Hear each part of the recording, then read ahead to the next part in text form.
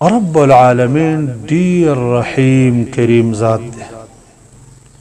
منګ او تاسو ته د ژوند په هر شعبه کې قسم قسم د نیکی او موقع را کړی دي، د اجرونو موقع را کړی دي، د درجاتو د اوچتوالي موقع را کړی دي، د ګناهونو د رجیدلو موقع را کړی. هغه هم په خوراک کې، هم په سکاک کې، هم په خپل تجارت کې، هم په لباس کې. چې کله یو انسان لباس اغوندي، الله دته داسې یو موقع ورکړی ده چې هغه استعمال کې دغه عبادتو کې ټول ګناهونه د انسان معاف کیږي.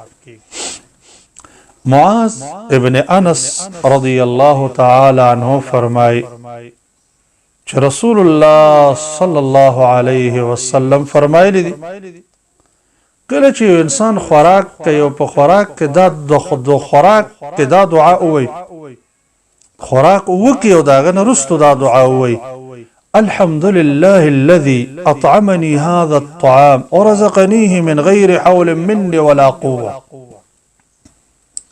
د دې دعا په وجب الله د ټول مخکنی ګناهونه معاف کړي.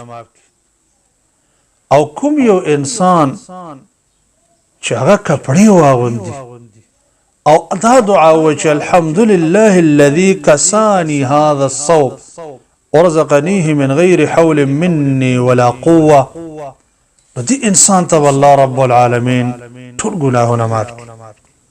وګوره خوراک او ټول ګناهونه معاف کېدل او سکاک او ټول ګناهونه معاف کېدل. دا روایت امام ابو داود نقل کړي، امام حاکم نقل کړي او امام حاکم صحیح کړی دی او امام ذهبی رحمه الله ور سره موافقه کړي او شیخ البانی رحمه الله صحیح الجامع کې حسن کړی دی.